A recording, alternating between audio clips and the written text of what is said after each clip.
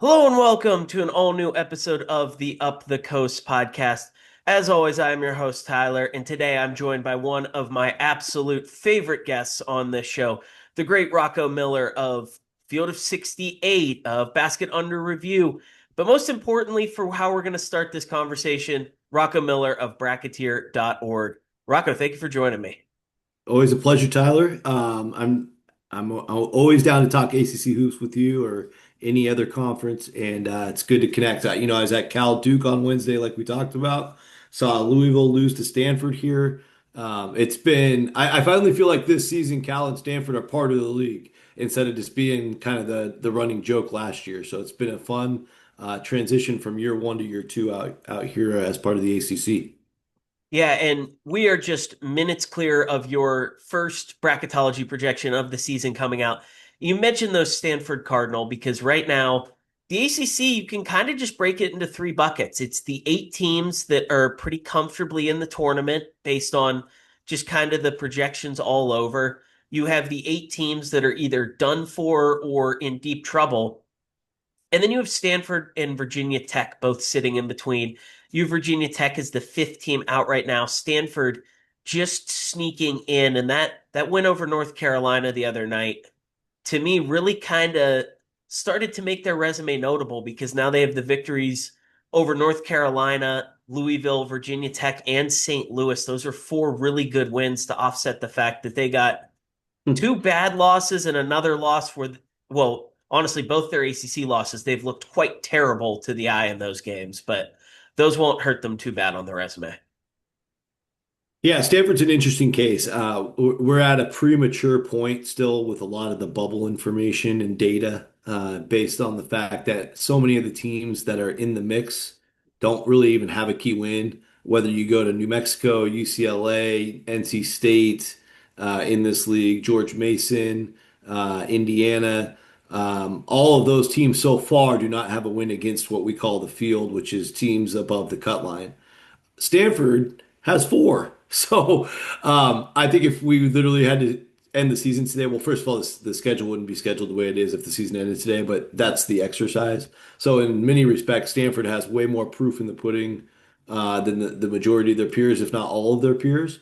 And like you said, the thing that makes it so extreme and a little bit bipolar is the fact that they have these three home losses. I was at the UNLV game.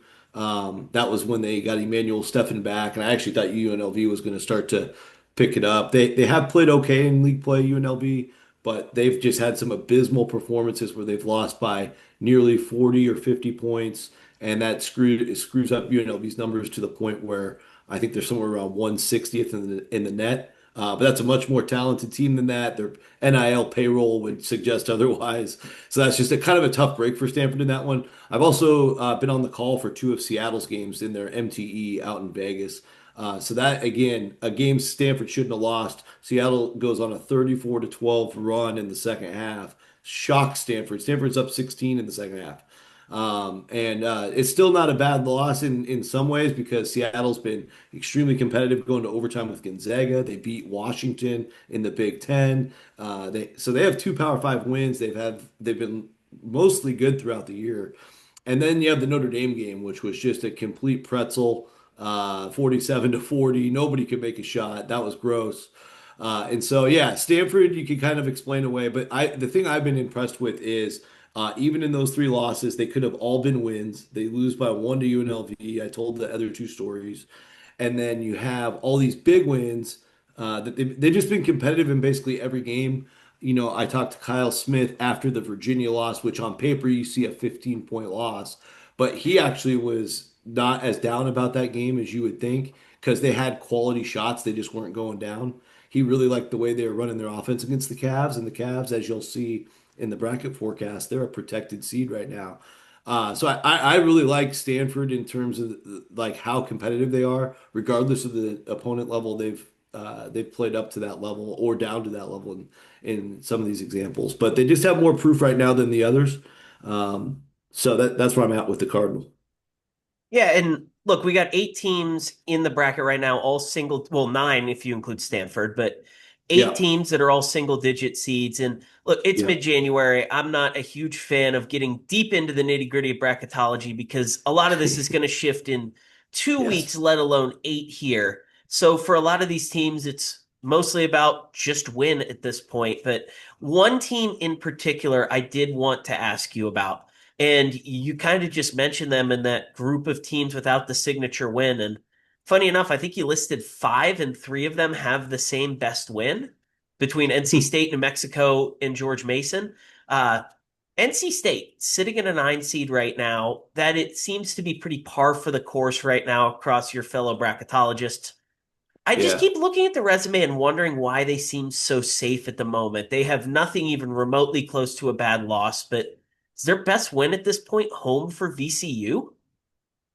Yeah, it depends. I mean, I don't even document home wins because unless you're beating a team that's in the field, VCU is not in the field, so they're not documented for me at this point. That could change, obviously. But I think the interesting thing for NC State, just not a bad loss. You know, they've lost their five hardest games. They all fell in quad one, and then they beat everybody else. So it's just one of those weird mid-season resumes where you lean a little bit more on the rest of the season where they are projected to be a top 25 by Ken Palm, 26 by Torvik team.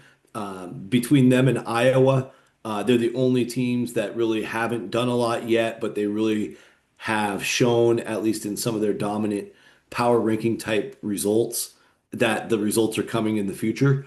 So some of that rests on that. And I think the way I do the exercise, which is how I do it throughout no matter what part of the season we're in, is you figure out who your at-large teams are first. And NC State was certainly actually one of the last ones that I was able to really feel okay about putting in. But once you put them in, then you go through what's called the seeding process.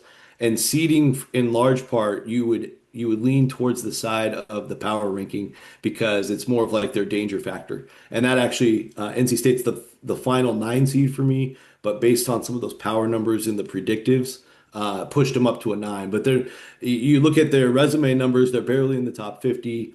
I think if a few teams below NC State just picked up big road wins over the weekend, you could easily see NC State out of the field by next Tuesday. And so it's really about as close as you explained it. It just kind of visually looks like they're safe, but they're truly not. Yeah, and the opportunities will come after this game against Georgia Tech on Saturday. 12 games to go, 8Q1, 4Q2. So NC State's going to basically get to choose their own destiny. And it's a reminder that this is not 2025 ACC anymore. The opportunities are there for them, for Stanford, for Virginia Tech, even someone like a Wake Forest or a Cal or a Notre Dame to rattle off a bunch of wins and get themselves into this conversation. Syracuse, maybe even possibly, but Right. yeah, I mean, any of those is any of the Wake, Cal, Notre Dame, Syracuse teams somewhat closer? Are they all going to have to go on like a big win streak to have any chance? No, I think right now, one of the ways I like to gauge that exact question is to take a peek at where they're at strength of resume as a league. Because again, you know where the nets are important for your opponents, and that's going to help determine what quads they fall in. Knowing what teams are projected in the field, wins against the field, like I said earlier, is the most important thing. So all of those other teams, I think there's 14 total teams. I'm just taking Pitt. Sorry, Tyler. Pitt, Georgia Tech, Florida State, and BC are the four that I think are almost they're completely out of the picture obviously now, and they're almost to a point where they're drawing dead because they're so far behind. But the other 14 teams represent quality opportunities, and 9 of the 14 represent a win against the field right now. And obviously, those last couple of the 9 could shift. You could replace parts, but that's really exciting for the league because there's just going to be a ton of meaningful games the rest of the way. You look right now at the resume. When I put that tweet up a few days ago, the entire league was in the top 77 from a resume perspective. And I look today and Notre Dame's fallen to 79, but that's still right where you need it to be. And so if you get anywhere near the top 50 or inside the top 50, you're strongly going to get looked at and discussed by the committee from a strength of resume standpoint. And typically the WAB, the wins above bubble metric that the NCAA introduced last year. It's heavily leaned on from the committee members I've interviewed over the last year. Um, it's going to fall in line pretty close to that. So that's a pretty easy way to look at it. You can also pull up the WAB report on the NCAA site if you're super into the weeds like me. But I think that's really good because as you continue to beat up on other top 75 teams, you just win a little bit more than half of those games, you'll play yourself into the field. Yeah, and don't lose to Georgia Tech, Florida State, or Boston College from here on out because Yes, even the or Pitt. Pitt's net numbers, they're sitting at 101. That's So not it's bad. actually not a That's not horrific loss. right. Right. On on the court it is, but on paper it's not. So that might be one that one of these teams could potentially get away with. But like I said, it's January. We got plenty of time to go. And the reason that you are here today is we got to dive into a few of these ACC teams and where they fit on the national landscape, not just talking about where they're going to slot into the bracket, but who could potentially make some noise here in March. And I feel like we do have to start with Duke, who is Yeah. kind of just having this weird season where they look terrible for a couple minutes of basically every single game they play. Yet here they are with one loss on the year, either a number one or a number two seed in just about any projection. So, you, as someone who has a proper eye on the whole country, where would you slot Duke in on the list of national title contenders? That's a good question. I mean, I think just with the weaponry and the talent level and having the best player in the country, they have to be on the short list, of course. So maybe in the top. I do think right now there's up to 13 really quality teams, and then there's a bit of a drop off after 13 is kind of the number I have in mind, with including you could argue Michigan State in that 13 list, but I have Illinois certainly playing. They look tremendous to me. So Duke could be at the very bottom of that list if they're not playing well, but they're on the list for sure. And I would say probably if you want to shorten it more, that they have to be in that first 6 or 7 teams to win it. Now, I think some of the question marks, obviously they had the collapse that allowed Texas Tech to beat them. That's their only blemish. They've had some fortunate breaks playing at Louisville without Miko Brown. A lot of teams are playing it without Miko Brown. We'll see if whatever happens with that. But they get SMU when SMU had the flu. They had Florida had them beat basically for a moment there. They escaped that one by 1 point, and that was a home game. I think they looked really dominant earlier in the season, but I think as time has gone on, they're going through the rigors, counting on enough young guys as usual. I think there's some question marks. We'll see how Stanford goes this Saturday, but I do think for Duke overall, one thing that concerns me is Cam Boozer's defense. Not that impressed. It doesn't seem like he's as assertive as you would like him to be such a top, top player in the country. He's obviously the best offensive player in the country right now. He's gonna probably be the Naismith Player of the Year at this point. And he's tremendously skilled. He's either the top pick or the two, or he's in the top three, whether it's Peterson, him, or Dabansta, they're in that top three together. But my concern is there's a big drop off between him and Flag when it comes to defense. And you could see that a little bit in person at Cal the other night. On the flip side, I love the way Dame Sarr, Isaiah Evans, Malik Brown, those guys are elite defenders, and they have such length and size that they give most offenses absolute fits and make it a mismatch. And if they're getting a good whistle like they did against Cal, it's going to be it's still almost impossible to beat them. But I think when you get on those into those heavyweight matchups, like you're talking about, Tyler, for the NCAA tournament, when they get into the Sweet 16 and beyond, and they are playing teams their size, like in the bracket I projected, they would be playing Texas Tech again, potentially in the Sweet 16, or like a Nebraska type, or like a BYU type. Those teams, I think it comes down, they could match them offensively. So it comes down to who plays better defense. And as we sit here today, Duke is seventh overall in defense.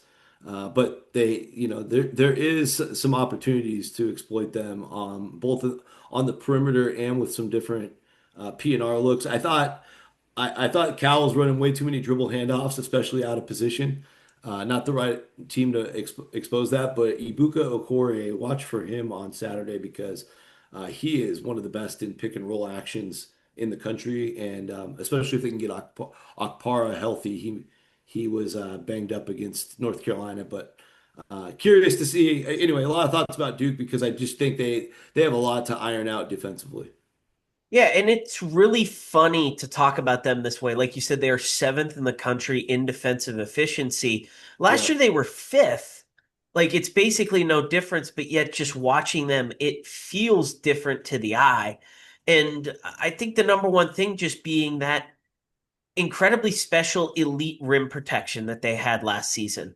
between flag and having anywhere from one to two of oh my God, I couldn't remember Kama Malawach's name there for a second. I wanted to call him Mark Williams for a brief moment, but Right. between Malawach, Gangba, and Malik Brown, and the fact that it seemed like they were just better at stopping dribble drives last year with Knipple and Sion James and Proctor out there. And it just felt like opponents were getting completely swallowed up at the rim. It's not the same this year. Yeah, and you could see, a quick report in the last month. They've been allowing just a crazy clip in terms of shot selection for their opponents. The defensive field goal percentage right now, they're allowing 57.2%, which is a very high rate, 334th in the nation. That's alarming. And a lot of it is at the rim, or inside the paint at least, with them being at that same, basically the same 57.4% from two. Obviously, some of the 3-point stuff could balance out later, but I think that's concerning because that's more just about effort and accountability, and that's where they got to get, more organized and together. Maybe some of it's by design. Maybe Shire wants to wake them up and get them ready for the stretch run and save their bullets for later, but it seems a little bit like going through the motions this last month or so. Yeah, and I mean this whole team, the only one thing that they're truly special at is scoring at the rim this year. And then they're just honestly they're good at literally every single thing except they don't make their free throws as often as they should at only 71%. But I'm Yeah. looking up and down this roster and they've gotten these two excellent Caleb Foster offensive performances here in conference play. He's tailed off in the last two games. I just keep coming back to those two freshman forwards on the bench between Sar and Kamenia. And it just feels hmm like one of them has to take some sort of mini leap here the rest of the year. Like, or is there something else that you see that can kind of elevate Duke? Because I just feel like where they're at right now, it's going to be a great season that just doesn't quite end where they want it to. Yeah, that's the way it feels so far. But I also want to see them, in the wars. Like we got a tiny taste with the Texas Tech debacle a little bit on Duke's end, but they played well against Arkansas. Like I feel like Arkansas is a very talented team. They survived Florida. That obviously could have been a home loss, which is very rare. I feel like when they're playing elite competition, that's when you find out for real. I think when they're taking on the Cals, the Florida States, the Georgia Techs, they're able to bring their C game, sadly, and we're not really seeing the true moments. I mean, they had to eke it out at Florida State. They only win that game by four. They allow a bunch of threes to go in. That was more accountability issues. Part of why they're 15th in the ACC, if you just filter by ACC games only, they're 15th in the ACC defending the three. A lot of that had to do with that game. SMU shot it pretty well. Louisville wasn't bad either. So, and they really had the scare with Georgia Tech losing that game at halftime. So it's been a weird year, especially this last month. Even losing at home to Lipscomb at halftime, that was interesting. Yeah, so you mentioned that they need to get challenged. These last five games of the year are absolutely incredible. So starting Yeah, February 21st, neutral site against Michigan, at Notre Dame, home Virginia, at NC State, home North Carolina.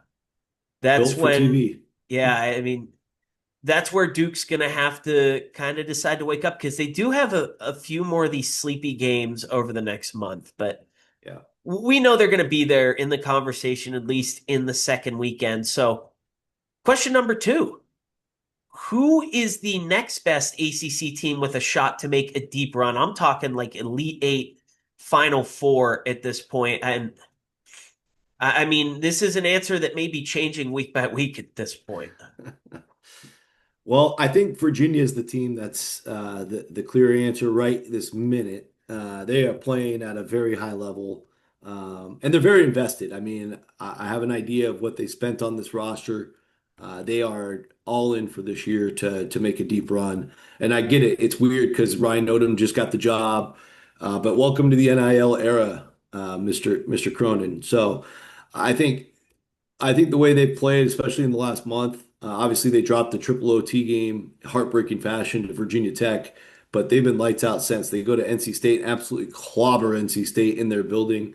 They swept the Cal Stanford duo with relative ease, win both those games by 15 or more, and then they go into Louisville, and it wasn't much of an effort needed the way that they handled them, starting at the beginning of the second half. I think by the time we entered the final 10 minutes, it was clearly a double-digit lead for the Cavs. They were the better team. And when you do that on the road, you're leaving no doubt. Malik Thomas is finally starting to come around. There's more trust in Malik. There was a little bit of a weird deal there when they lost in triple overtime to Virginia Tech, where Malik was getting benched at weird times, and not sure. I still haven't really figured out what happened in that situation. But since that point, the trust has been blooming, and that's a great sign. I mean, I've known Malik for years out here at San Francisco, tremendous player. And I think with the imports with DeRidder and Grunlow, I mean, my goodness, these guys are floor spacing, matchup nightmares for opponents. And then Dallin Hall is like a ridiculous sharpshooter, and he's also rebounding now. Like in the Louisville win, he only scored 5 points, but he goes and gets 12 rebounds. And he is very capable of lighting you up for 7 or 8 threes in a single game if you leave him. So I like the fact, and now Jakari White's getting healthy again. He played 12 minutes the other night. He's obviously an assassin when needed. I just like all the tools in Ryan Odom's tool belt, and it's just going to take. I think it's just one of those teams. Like as the year goes on, they're going to continue to learn more about each other and gel more. And these most of these kids, I don't know the import guys very well. I assume based on the way Euro basketball typically works, they're actually a much more team friendly type of player. If you want to stereotype them, from what I've seen from DeRidder and Grunlow, they seem that way. I like the fact that a lot of these guys are team first guys. I know Dallin Hall is, I know Malik Thomas are as well, and Jakari White. So it's an awesome mix because yes, you can go spend the money, and yes, these guys are all talented, but they also have the winning mantra that you need and care about their teammates. Yeah, this was the reinforcement run for Virginia because they played well in the non-con, but even now you look back and eking out the Northwestern wins, not super impressive. They had that one week where they absolutely shellacked Texas on the road and then went and had that just decimating second half against Dayton. That's probably their two best games right now in the non-con. It's not going to matter because of those victories they've rattled off here in the last 2 weeks that really, and I declared them in a column I wrote for Busting Brackets this morning. They, at this point, are the clear challenger to Duke. Yeah. They're the ones who the Blue Devils have to now be looking over their shoulder at for the ACC title. And I'm just so impressed by the fact that game in, game out, you can't really predict who is going to lead the way for Virginia. They really have 8 guys who are pretty close to equivalent to each other. DeRidder and Thomas in the biggest moments, those two are clearly their best 2 guys. But beyond that, maybe it's Chance Mallory in a game. Maybe it's Sam Lewis carried them against NC State. And Jakari White's literally only played 12 minutes of ACC play to this point. Yeah, he just came back for this last game, so that's exciting for them because he torched a few teams in non-conference play, and we saw what he did at North Dakota State. I think that's the advantage for Virginia's roster build is weapons all over the floor, different hero every night. I think they would want to establish before March a go-to guy in crunch time. Maybe that's Malik, maybe it's somebody else, but for now, it's really hard to game plan for them, and that's given them a leg up in prep. Also, Louisville, North Carolina obviously deserve mention because of just the sheer talent level of those rosters. Louisville, really funky situation going on with whatever is going on with Michael Brown, but yeah, obviously in a funk right now, going through it, and Pat Kelsey feeling some heat from the fans. If they can get get the ship righted here, obviously that's a team with as many as 3 to 5 NBA type players. Could certainly threaten Duke, maybe not for the league title anymore, but in the ACC tournament or just being able to hang with the Blue Devils. And then I also think with Carolina that should be without said. Caleb Wilson's a dynamite elite freshman, probably the number 4 pick projected right now in the NBA draft, and lots of talent at Carolina and size. And the team that intrigues me, I think, a ton that doesn't even play Duke this year is Miami. And we're still figuring out how good this team can be. Right now, like they had a rough non-conference schedule that didn't show us anything. I think they lost their 2 biggest opportunities and then beat everybody else.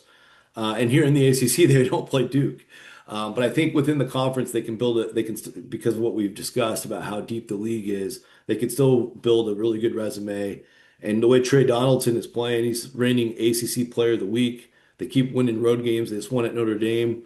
Shelton Henderson, a lot of good talent at Miami. I think they're a sneaky pick if you're looking for a sleeper to make it to the top of the ACC, partly because of the upside they have, and then the other part, the schedule advantage. Yeah, I mean, their double games are against Boston College and Florida State. So That's a they've pretty big got two edge. free extra wins here. But That's right. Could you be did 4. mention North Carolina. And I mean, they just can't guard top of the line guards. They've gotten Right. torched by a Corey and Jeremy Fears and Juke Harris. And I'm really interested to see what they do against Day Ames and Cal. If they really struggle with that matchup, then I can promise the listeners this will be a North Carolina centric episode next week because there is a lot to unpack with the Tar Heels. But Yep. major question number 3, and perhaps you just gave away your answer, but I feel like it could be quite different. Let's take out those top 4. Well, God, they might not even be the top 4 at the moment, but the four the 4 most talented teams in the league right now between Duke, Virginia, North Carolina, and Louisville. Of Yep. the remaining 14, who is the biggest threat to win a game or two in the NCAA tournament to make their way into the second weekend, whether it's as a team that could potentially be an upset special or who knows, maybe like a Clemson just gets a 5 seed and gets some good matchups and they find their way through. Yeah, I think there's actually multiple answers to the question, which is music to everybody's ears if you're an ACC lover.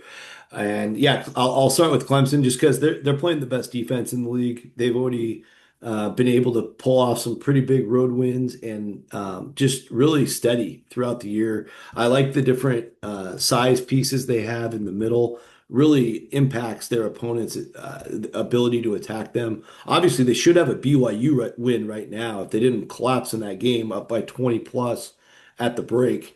Clemson would be a top 4 seed without that loss. Yeah, they're not Uh, the only fan base sitting there thinking that this year, but And even with the Georgetown loss, they're still a 5 seed. So that shows you how impressed, I am with the road damage they've done. Already 3 road wins in the league out of their 5-0 start. The SMU win was quality. I thought going to Syracuse and Pitt is not easy to do if you're coming from the South like that.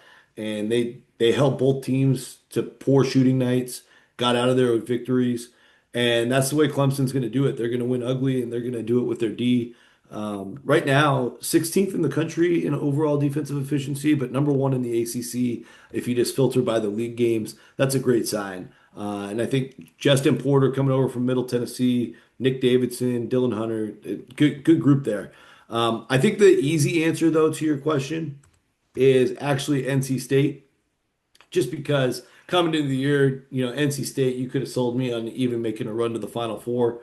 And again, we've seen them get to like some crazy high gears in some of their home games when they beat Liberty by 40, when they just absolutely undressed UAB early. They had they just destroyed Florida State on the road. So they have that gear. But we want to see that against like an elite team. Those teams are good teams, but I want to see them do it against an elite team. They also clubbed Ole Miss and Wake Forest at the end of December. So they clearly have a gear, but they're a little bit schizophrenic so far in their consistency. And that's what we're waiting to see. But if they hit that, they're still 3-1 in the league. So they have everything in front of them, including a Duke game at the end of the year at home. Uh, if you're looking for a sleeper to either win the league or to the bigger thing to get to the Elite Eight, I was with Darian Williams here last year on his magic carpet ride. As he probably, he was seconds away basically from taking Texas Tech to the Final Four. I don't think you've seen the best version of him even yet, even though his numbers are still really good. A lot of those numbers came in like some of those blowout games. They're still trying to get back to full health. Troy Holloman's been out, Jerry Dang's out. Again, the best could still be yet to come for NC State. On the flip side, it could go haywire because Will Wade's been very frustrated with some of the individuals on the team not being team first. And that's where, I like to put my trust more in teams like Virginia and Clemson, who are very team first mentality type teams, and NC State, ultimate unicorn slash wild card in the league. And Miami's got they're like a mini NC State when it comes to that. But if NC State hits this right, I mean, they could go all the way to the national championship game. I mean, there's really no limit. Yeah, I mean, Darion Williams, with the exception of the Kansas game, has basically just struggled to score the ball since Maui. The last two, 22 points against Boston College, 2010 and 5 against Florida State. Obviously, they're going to face tougher competition than that probably every single game they play the remainder of the season. But it is good to see him finally wake up. And we all saw Will Wade blowing up at the reporter again. That was a good question. Wade was being an ass. But we have seen when Will Wade yells, people on NC State tend to actually respond. So we'll see, because if they don't get a starring performance from Darion Williams, this is a team that at best is getting bounced in the first round of the NCAA tournament. He's got Yeah. to find that consistency. But Rocco, any other teams that we have not talked about that, you're doing all these national shows, you got to give quick recaps. You got to go from team to team. Is there That's right. anybody that you're just sitting here thinking, "Wow, I got 3 minutes of notes that I'd like to unload about them"? Maybe not that much notes wise, but just in general, like if SMU is full strength, I think they're still pretty dangerous. Like putting it on North Carolina the way they did, pulling out a win over A&M earlier, that's aging well. The win over Murray State's aged a lot.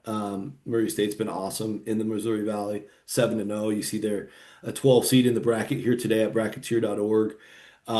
So that now they get to host Virginia tomorrow. So I'm excited for that game. I know they had a team illness going around. Boopy Miller had to miss the game against Duke, and of course comes back and hits a half court shot from a wild angle, by the way, to beat the Hokies. So SMU I think is interesting because I like the core four, if you will. If you look at BJ Edwards, obviously Boopy Miller and Jerome Pierre. Pierre, of course, the Conference USA Player of the Year last year at Jacksonville State.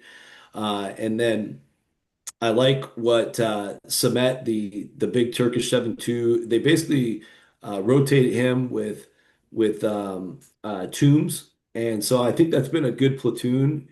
Use a baseball term for that. But Edwards, Pierre, and Miller basically play the whole game, and then Corey Washington's almost the whole game. So they've already got all. I like that because they already know what they are, and they're just playing to their strengths. And maybe that makes them more vulnerable as well because maybe a little bit easier to prep for.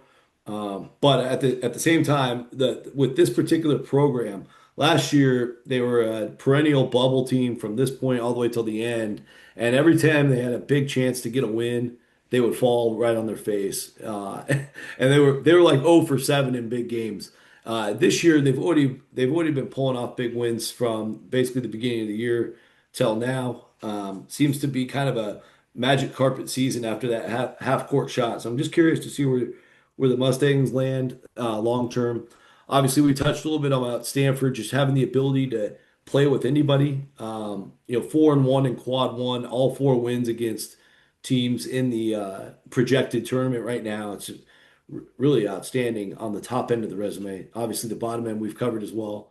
So they are intriguing. And then just waiting to see what's going to ultimately happen at places like Wake Forest, who's still somewhat in the mix, but they've been They've been blasted a few times by the better teams in the league and in non-conference, but they're also like, a point blank shot away from beating Michigan. So really interesting time for Steve Forbes. I think the Heat will crank up if they remain inconsistent. We'll just leave it at that. And then also with California, yeah, they've been really proud of being able to win all those games. Most of them were mostly meaningless, but just getting the consistency and confidence of winning games.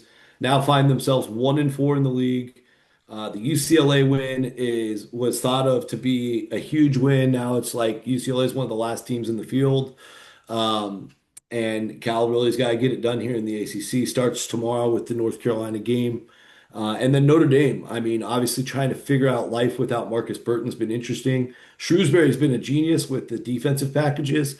Basically, shreuzing's a term that some of us use, but he shrews Stanford to death to that 40-point defense. And right now, they're a top 50 defense overall, but their defense has gotten better without Burton.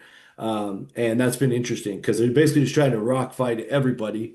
And I just wonder, will Notre Dame be able to sustain that for 2 more months, or do they eventually let the air out of the balloon and fade into the NIT night, if you will?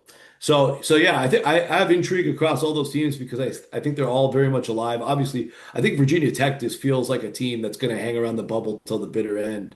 But again, Mike Young in an interesting situation as well with his job. So yeah, hopefully that touched on everybody. Yeah, Rocky, you said that SMU might be easy to prepare for because they don't really change up the rotation that much. You must not be the same believer because I'm watching this team and thinking, wow, we might be 2 weeks away from Jalen Toombs just taking the Igatoglu spot.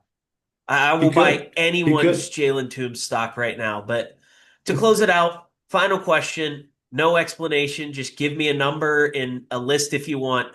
How many ACC teams are still around when we hit Saturday morning, the start of that second round of the NCAA tournament? So different than how many make it. Yeah, it's a good question. I'm gonna go with 5. Is that fair? Duke for sure. It was one last year. So I know, I know. Virginia, I trust Duke and Virginia. Clemson has a much higher than a 50% chance. I have a feeling Miami will be there. I really do. And then I think Louisville, man, who knows? But at least 50% chance, right? You would think at this point. Carolina as well. So again, I'm playing the percentages. And then you have some teams probably less than 50% to get there, but also could easily see it like an NC State or Stanford, and Virginia Tech even. You could see getting to the second round. SMU, of course. So yeah, I think there's just so many balls in the air. You should land with 5 and maybe even exceed that number. Obviously, there's always a chance for upsets and you could fall below, but I think 5's the right answer today. I'll throw it out myself here. I think NC State either makes the second round or declines an NIT invite. I do not see a first round loss from a wounded Yeah. Wolfpack team kind of stumbling in. But Rocco Miller, thank you for joining me. Where can the great people find you? Yeah, appreciate it, Tyler. Anytime. Yeah, bracketeer.org is the foundational website. We appreciate everybody's support. Today has been an awesome day to do this because just minutes ago, the first bracket of the mid-season went up. So look every Monday and Friday for updates. Next week will be Tuesday because we have the holiday on Monday. And then on Field of 68, Fielding the 68 is our bracketology show. I'm the lead bracketologist on the show with a handful of other great ones. Lucas Harkins, Brad Wachtel will be back this year as well.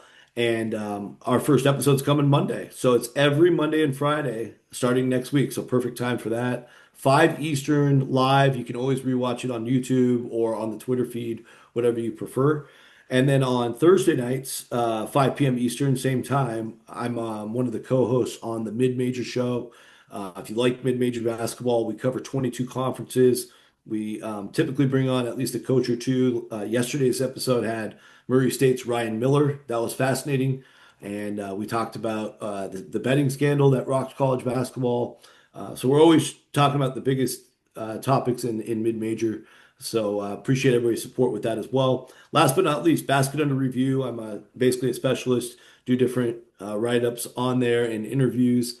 My weekly column is Teams of the Week nationally, where each of the 31 leagues has a Team of the Week award. So it's fun for me to keep up with every league that way, and also very informative for anybody that wants to check that out each week. Try to get it out on Monday. Sometimes it takes till Tuesday. It's a long article, but great information. And also for the whole website, basketunderreview.com, there's just a surplus of amazing content, great writing. And if you love college basketball, you need to add that to your bookmarks. Yeah, everyone go out and find Rocco's stuff. The teams of the week thing has been really cool this year, especially as we get towards the tournament. It's time for everyone to start paying attention to some of these smaller leagues and the more interesting teams. But go out, follow Rocco. Thank you for joining me. Thank you all for listening. We will be back next week to take a deep dive into one or two of the most fascinating teams in the league. So be sure to join in for that.